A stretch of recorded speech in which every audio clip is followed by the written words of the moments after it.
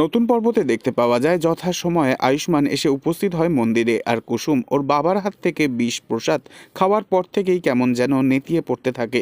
কুসুমের মুখ থেকে সাদা ফেনা গড়াতে শুরু করে দেয়। এরপর দেখা যায় আয়ুষ্মান কুসুমের এই অবস্থা দেখে ভীষণ রেগে যায় আর অত্যন্ত রকমভাবে ভুল বোঝে কুসুমের বাবাকে। এরপর কুসুমকে দু হাতে ধরে আয়ুষ্মান নিজের গাড়িতে নিয়ে এসে বসায়, আর কুসুমের বাবা সেই গাড়ি চালাতে থাকে। কুসুমের বাবা অত্যন্ত আস্তে আস্তে গাড়ি নিয়ে এগোলে তখন আয়ুষ্মান রেগে গিয়ে চিৎকার দেয় আর তাকে বলে, আরে তাড়াতাড়ি চালাও না কাকা, তুমি চাইছো নাকি তোমার মেয়ে মরে যাক? এরপর ভয় পেয়ে জোরে গাড়ি চালাতে শুরু করে দেয় সে। কিছুক্ষণ বাদে হসপিটালে আনা হলে ডাক্তার কুসুমের মুখে বিষ দেখে চমকে ওঠে আর একের পর এক প্রশ্ন করতে শুরু করে। এরপর ডাক্তার জিজ্ঞাসা করে, আপনি কে হন পেশেন্টের?